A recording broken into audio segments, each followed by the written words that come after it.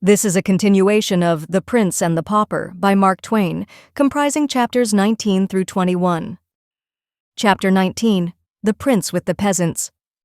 When the king awoke in the early morning, he found that a wet but thoughtful rat had crept into the place during the night and made a cozy bed for itself in his bosom.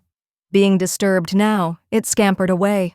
The boy smiled and said, "Poor fool, why so fearful? I am as forlorn as thou. 'Twould be a sham in me to hurt the helpless, who am myself so helpless.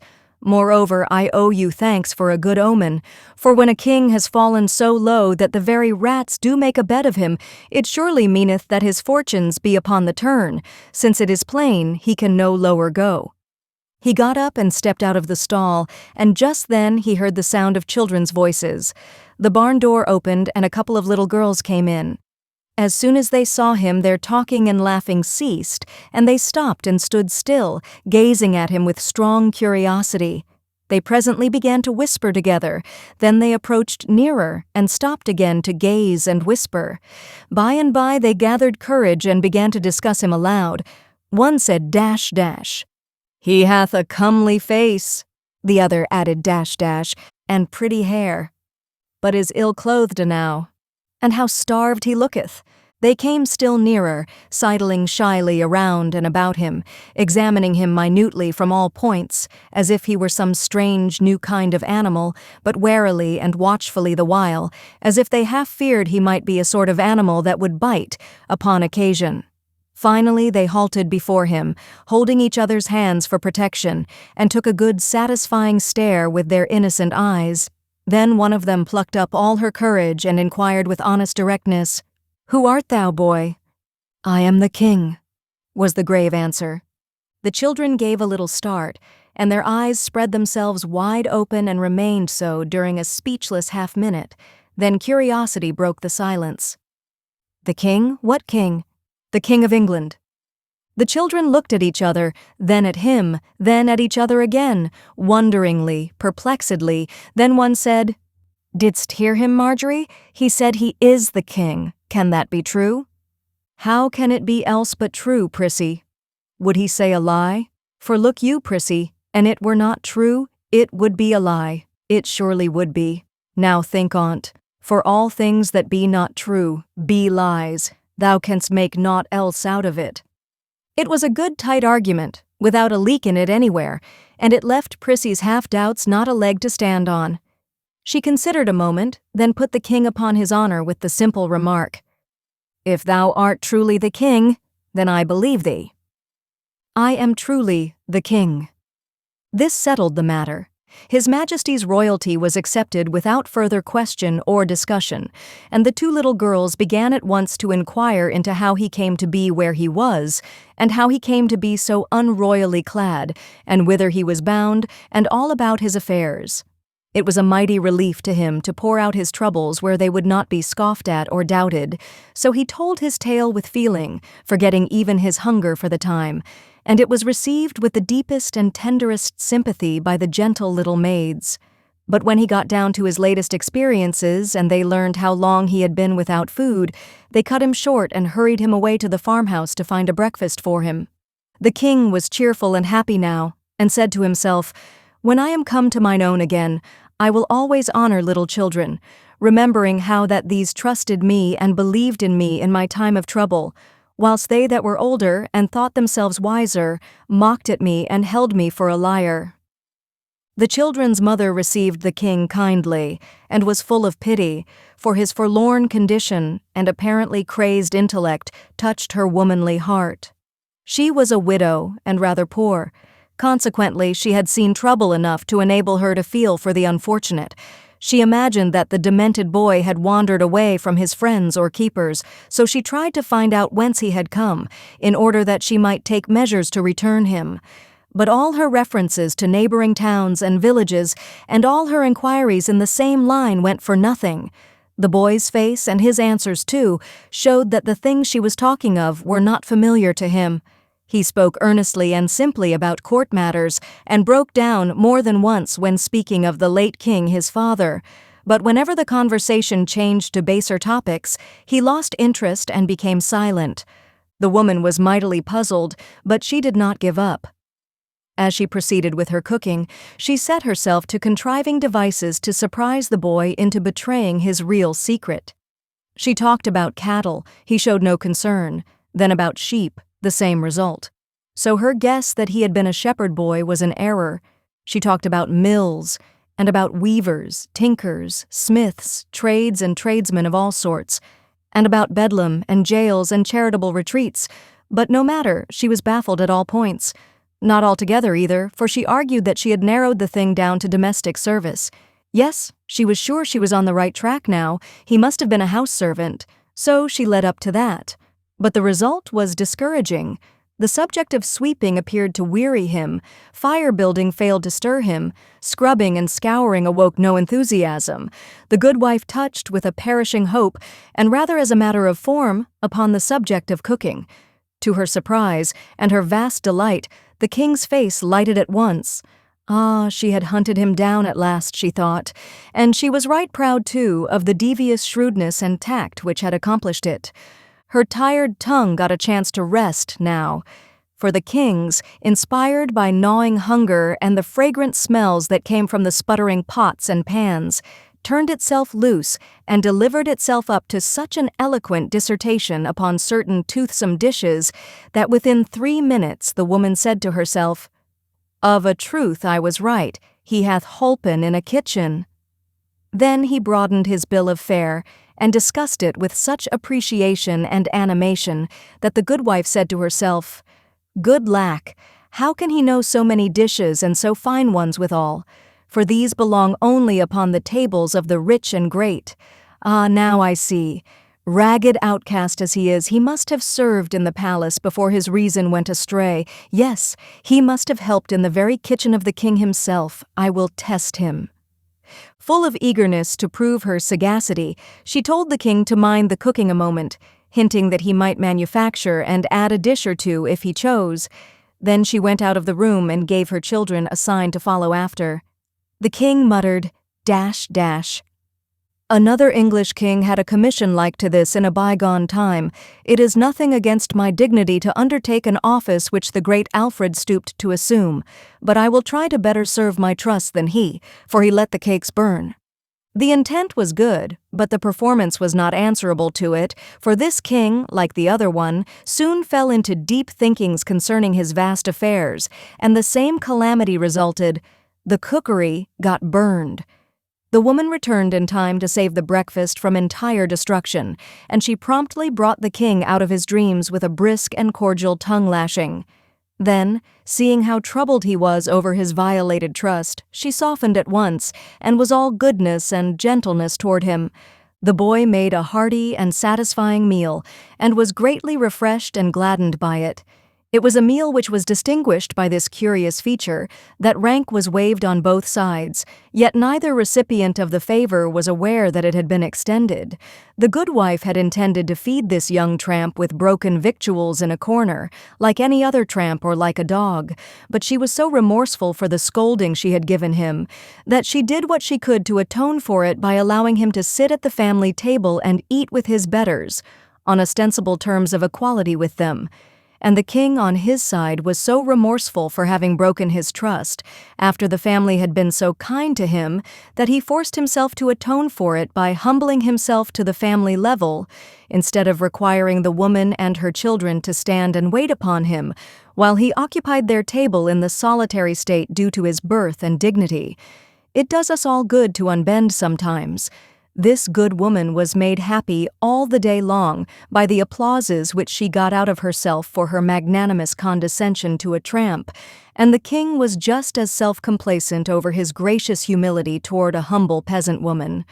When breakfast was over, the housewife told the king to wash up the dishes. This command was a staggerer for a moment, and the king came near rebelling, but then he said to himself, "Alfred the Great watched the cakes. Doubtless he would have washed the dishes too, therefore will I essay it." He made a sufficiently poor job of it, and to his surprise too, for the cleaning of wooden spoons and trenchers had seemed an easy thing to do. It was a tedious and troublesome piece of work, but he finished it at last. He was becoming impatient to get away on his journey now. However, he was not to lose this thrifty dame's society so easily. She furnished him some little odds and ends of employment, which he got through with after a fair fashion and with some credit. Then she set him and the little girls to paring some winter apples, but he was so awkward at this service that she retired him from it and gave him a butcher knife to grind. Afterwards she kept him carding wool until he began to think he had laid the good King Alfred about far enough in the shade for the present in the matter of showy menial heroisms that would read picturesquely in storybooks and histories, and so he was half-minded to resign. And when, just after the noonday dinner, the good wife gave him a basket of kittens to drown, he did resign. At least he was just going to resign, for he felt that he must draw the line somewhere, and it seemed to him that to draw it at kitten drowning was about the right thing, when there was an interruption. The interruption was John Canty, with a peddler's pack on his back, and Hugo. The king discovered these rascals approaching the front gate before they had had a chance to see him, so he said nothing about drawing the line, but took up his basket of kittens and stepped quietly out the back way without a word. He left the creatures in an outhouse and hurried on into a narrow lane at the rear. Chapter 20. The Prince and the Hermit. The high hedge hid him from the house now, and so, under the impulse of a deadly fright, he let out all his forces and sped toward a wood in the distance. He never looked back until he had almost gained the shelter of the forest. Then he turned and descried 2 figures in the distance. That was sufficient. He did not wait to scan them critically, but hurried on, and never abated his pace till he was far within the twilight depths of the wood. Then he stopped, being persuaded that he was now tolerably safe.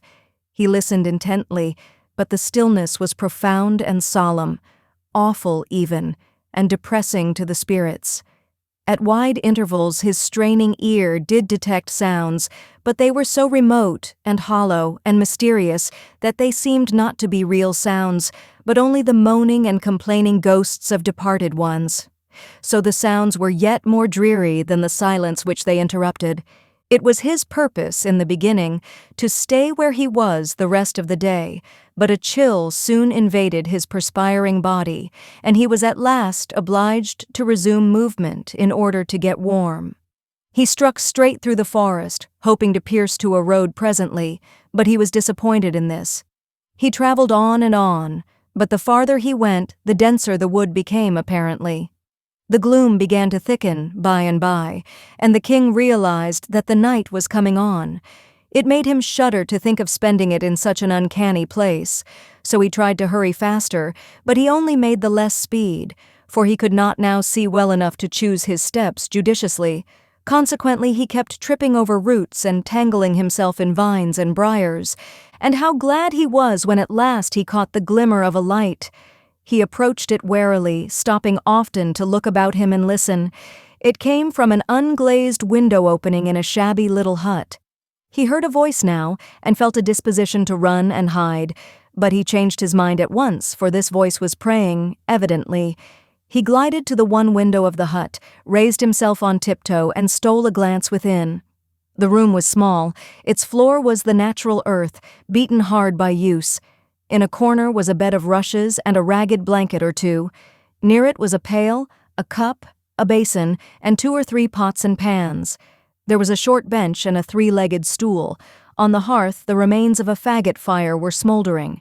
Before a shrine, which was lighted by a single candle, knelt an aged man, and on an old wooden box at his side lay an open book and a human skull. The man was of large, bony frame. His hair and whiskers were very long and snowy white. He was clothed in a robe of sheepskins which reached from his neck to his heels. "A holy hermit," said the king to himself. "Now am I indeed fortunate." The hermit rose from his knees. The king knocked. A deep voice responded, "Enter, but leave sin behind, for the ground whereon thou shalt stand is holy." The king entered and paused. The hermit turned a pair of gleaming, unrestful eyes upon him and said, "Who art thou?" "I am the king," came the answer with placid simplicity. "Welcome, king," cried the hermit with enthusiasm. Then, bustling about with feverish activity and constantly saying, "Welcome, Welcome. He arranged his bench, seated the king on it by the hearth, threw some faggots on the fire, and finally fell to pacing the floor with a nervous stride. Welcome. Many have sought sanctuary here, but they were not worthy and were turned away. But a king who casts his crown away and despises the vain splendors of his office and clothes his body in rags, to devote his life to holiness and the mortification of the flesh, he is worthy, he is welcome. Here shall he abide all his days till death come. The king hastened to interrupt and explain, but the hermit paid no attention to him, did not even hear him apparently, but went right on with his talk, with a raised voice and a growing energy. And thou shalt be at peace here. None shall find out thy refuge to disquiet thee with supplications to return to that empty and foolish life which God hath moved thee to abandon. Thou shalt pray here, thou shalt study the book, thou shalt meditate upon the follies and delusions of this world, and upon the sublimities of the world to come. Thou shalt feed upon crusts and herbs, and scourge thy body with whips daily, to the purifying of thy soul. Thou shalt wear a hair shirt next thy skin, thou shalt drink water only, and thou shalt be at peace, yes, wholly at peace, for whoso comes to seek thee shall go his way again, baffled. He shall not find thee, he shall not molest thee. The old man, still pacing back and forth, ceased to speak aloud and began to mutter. The king seized this opportunity to state his case, and he did it with an eloquence inspired by uneasiness and apprehension, but the hermit went on muttering and gave no heed, and still muttering he approached the king and said impressively, "Shh, I will tell you a secret." He bent down to impart it, but checked himself and assumed a listening attitude. After a moment or two, he went on tiptoe to the window opening, put his head out, and peered around in the gloaming, then came tiptoeing back again, put his face close down to the king's, and whispered, "I am an archangel." The king started violently and said to himself, "Would God I were with the outlaws again, for lo, now am I the prisoner of a madman." His apprehensions were heightened, and they showed plainly in his face. In a low, excited voice, the hermit continued, "I see you feel my atmosphere. There's awe in your face. None may be in this atmosphere and not be thus affected, for it is the very atmosphere of heaven. I go thither and return in the twinkling of an eye. I was made an archangel on this very spot. It is 5 years ago by angels sent from heaven to confer that awful dignity. Their presence filled this place with an intolerable brightness, and they knelt to me, King. Yes, they knelt to me, for I was greater than they. I have walked in the courts of heaven and held speech with the patriarchs. Touch my hand, be not afraid. Touch it. There, now thou hast touched a hand which has been clasped by Abraham and Isaac and Jacob. For I have walked in the golden courts. I have seen the deity face to face." He paused to give this speech effect. Then his face suddenly changed, and he started to his feet again, saying, with angry energy, "Yes, I am an archangel, a mere archangel. I that might have been pope. It is verily true. I was told it from heaven in a dream 20 years ago. Ah, yes, I was to be pope. And I should have been pope, for heaven had said it. But the king dissolved my religious house, and I, poor obscure unfriended monk, was cast homeless upon the world, robbed of my mighty destiny." Here he began to mumble again, and beat his forehead in futile rage, with his fist, now and then articulating a venomous curse, and now and then a pathetic, "Wherefore I am naught but an archangel, I that should have been pope." So he went on for an hour, whilst the poor little king sat and suffered. Then all at once the old man's frenzy departed, and he became all gentleness. His voice softened, he came down out of his clouds, and fell to prattling along so simply and so humanly that he soon won the king's heart completely. The old devotee moved the boy nearer to the fire and made him comfortable, doctored his small bruises and abrasions with a deft and tender hand, and then set about preparing and cooking a supper, chatting pleasantly all the time, and occasionally stroking the lad's cheek or patting his head in such a gently caressing way that in a little while all the fear and repulsion inspired by the archangel were changed to reverence and affection for the man. This happy state of things continued while the two ate the supper. Then, after a prayer before the shrine, the hermit put the boy to bed in a small adjoining room, tucking him in as snugly and lovingly as a mother might, and so, with a parting caress, left him and sat down by the fire and began to poke the brands about in an absent and aimless way. Presently he paused, then tapped his forehead several times with his fingers, as if trying to recall some thought which had escaped from his mind. Apparently he was unsuccessful. Now he started quickly up and entered his guest's room and said, "Thou art king?"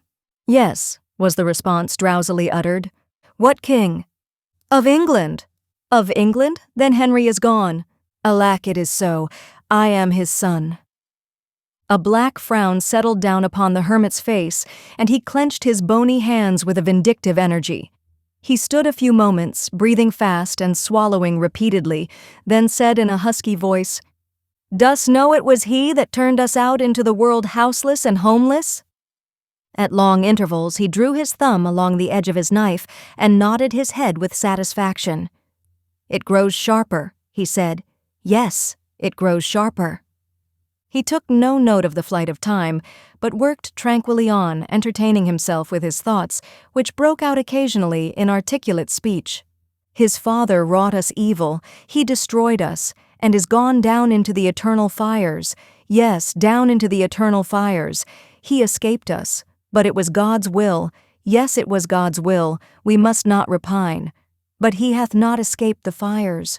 No, he hath not escaped the fires, the consuming, unpitying, remorseless fires, and they are everlasting." And so he wrought, and still wrought, mumbling, chuckling a low, rasping chuckle at times, and at times breaking again into words. "It was his father that did it all. I am but an archangel, but for him I should be pope." The king stirred. The hermit sprang noiselessly to the bedside and went down upon his knees, bending over the prostrate form with his knife uplifted. The boy stirred again. His eyes came open for an instant, but there was no speculation in them. They saw nothing. The next moment his tranquil breathing showed that his sleep was sound once more.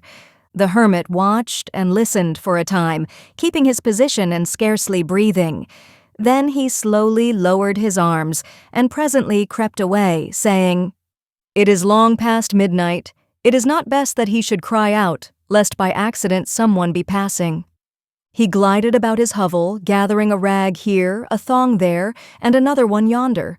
Then he returned, and by careful and gentle handling, he managed to tie the king's ankles together without waking him.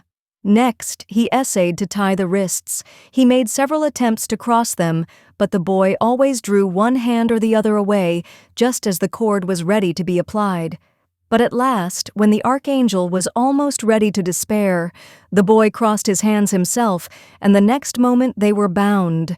Now a bandage was passed under the sleeper's chin and brought up over his head and tied fast, and so softly, so gradually, and so deftly were the knots drawn together and compacted that the boy slept peacefully through it all without stirring. Chapter 21. Hendon to the Rescue. The old man glided away, stooping, stealthy, cat-like, and brought the low bench. He seated himself upon it, half his body in the dim and flickering light, and the other half in shadow.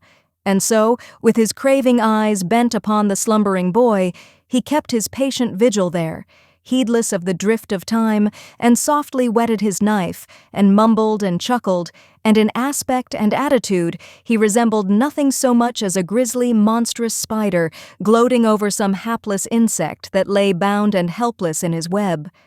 After a long while, the old man, who was still gazing, yet not seeing, his mind having settled into a dreamy abstraction, observed on a sudden that the boy's eyes were open, wide open and staring up in frozen horror at the knife. The smile of a gratified devil crept over the old man's face, and he said without changing his attitude or his occupation, "Son of Henry VIII, hast thou prayed?" The boy struggled helplessly in his bonds, and at the same time forced a smothered sound through his closed jaws, which the hermit chose to interpret as an affirmative answer to his question. "Then pray again. Pray the prayer for the dying." A shudder shook the boy's frame, and his face blenched. Then he struggled again to free himself, turning and twisting himself this way and that, tugging frantically, fiercely, desperately, but uselessly, to burst his fetters, and all the while the old ogre smiled down upon him and nodded his head and placidly whetted his knife, mumbling from time to time, "The moments are precious, they are few and precious, pray the prayer for the dying." The boy uttered a despairing groan and ceased from his struggles, panting. The tears came then and trickled one after the other down his face, but this piteous sight wrought no softening effect upon the savage old man. The dawn was coming now. The hermit observed it, and spoke up sharply, with a touch of nervous apprehension in his voice. "I may not indulge this ecstasy longer. The night is already gone. It seems but a moment, only a moment. Would it had endured a year. Seed of the church's spoiler, close thy perishing eyes, and thou fearest to look upon—" The rest was lost in inarticulate mutterings. The old man sank upon his knees, his knife in his hand, and bent himself over the moaning boy. Hark! There was a sound of voices near the cabin. The knife dropped from the hermit's hand. He cast a sheepskin over the boy and started up, trembling. The sounds increased, and presently the voices became rough and angry. Then came blows and cries for help, then a clatter of swift footsteps retreating. Immediately came a succession of thundering knocks upon the cabin door, followed by, "Hullo, oh, open, and dispatch, in the name of all the devils." Oh, this was the blessedest sound that had ever made music in the king's ears, for it was Miles Hendon's voice. The hermit, grinding his teeth in impotent rage, moved swiftly out of the bedchamber, closing the door behind him, and straightway the king heard a talk, to this effect, proceeding from the chapel. "Homage and greeting, reverend sir. Where is the boy? My boy." "What boy, friend?" "What boy? Lie me no lies, sir priest, play me no deceptions. I am not in the humor for it. Near to this place I caught the scoundrels who I judged did steal him from me, and I made them confess. They said he was at large again, and they had tracked him to your door. They showed me his very footprints. Now palter no more, for look you, holy sir, and thou produce him not. Where is the boy?" "O good sir, peradventure you mean the ragged regal vagrant that tarried here the night. If such as you take an interest in such as he, know then that I have sent him of an errand. He will be back anon." "How soon? How soon? Come, waste not the time. Cannot I overtake him? How soon will he be back?" "Thou needst not stir. He will return quickly." "So be it then. I will try to wait. But stop. You sent him of an errand? You? Verily this is a lie. He would not go. He would pull thy old beard, and thou didst offer him such an insolence. Thou hast lied, friend, thou hast surely lied. He would not go for thee, nor for any man." "For any man? No, haply not, but I am not a man." "What? Now, O God's name, what art thou then?" "It is a secret. Mark thou reveal it not. I am an archangel." There was a tremendous ejaculation from Miles Hendon, not altogether unprofane, followed by, "This doth well and truly account for his complaisance. Right well I knew he would budge nor hand nor foot in the menial service of any mortal. But Lord, even a king must obey when an archangel gives the word a command. Let me— Ush! What noise was that?" All this while the little king had been yonder, alternately quaking with terror and trembling with hope, and all the while, too, he had thrown all the strength he could into his anguished moanings, constantly expecting them to reach Hendon's ear, but always realizing, with bitterness, that they failed, or at least made no impression. So this last remark of his servant came as comes a reviving breath from fresh fields to the dying, and he exerted himself once more, and with all his energy, just as the hermit was saying, "Noise? I heard only the wind." "Mayhap it was. Yes, doubtless that was it. I have been hearing it faintly all the— There it is again! It is not the wind. What an odd sound. Come, we will hunt it out." Now the king's joy was nearly insupportable. His tired lungs did their utmost, and hopefully too, but the sealed jaws and the muffling sheepskin sadly crippled the effort. Then the poor fellow's heart sank to hear the hermit say, "Ah, it came from without, I think from the copse yonder. Come, I will lead the way." The king heard the two pass out, talking, heard their footsteps die quickly away. Then he was alone with a boding, brooding, awful silence. It seemed an age till he heard the steps and voices approaching again, and this time he heard an added sound, the trampling of hooves, apparently. Then he heard Hendon say, "Dash, dash." "I will not wait longer. I cannot wait longer. He has lost his way in this thick wood." "Which direction took he? Quick, point it out to me." But wait, I will go with thee." "Good, good. Why truly thou art better than thy looks. Marry, I do not think there's not another archangel with so right a heart as thine. Wilt ride? Wilt take the wee donkey that's for my boy? Or wilt thou fork thy holy legs over this ill-conditioned slave of a mule that I have provided for myself? And had been cheated in too, had he cost but the indifferent sum of a month's usury on a brass farthing let to a tinker out of work. No, ride thy mule and lead thine ass. I am surer on mine own feet, and will walk." "Then prithee mind the little beast for me while I take my life in my hands and make what success I may toward mounting the big one." Then followed a confusion of kicks, cuffs, tramplings, and plungings, accompanied by a thunderous intermingling of volleyed curses, and finally a bitter apostrophe to the mule, which must have broken its spirit, for hostilities seemed to cease from that moment. With unutterable misery, the fettered little king heard the voices and footsteps fade away and die out. All hope forsook him now, for the moment, and a dull despair settled down upon his heart. "My only friend is deceived and got rid of," he said. "The hermit will return and—" He finished with a gasp, and at once fell to struggling so frantically with his bonds again that he shook off the smothering sheepskin. And now he heard the door open. The sound chilled him to the marrow. Already he seemed to feel the knife at his throat. Horror made him close his eyes. Horror made him open them again. And before him stood John Canty and Hugo. He would have said, "Thank God," if his jaws had been free. A moment or two later his limbs were at liberty, and his captors, each gripping him by an arm, were hurrying him with all speed through the forest.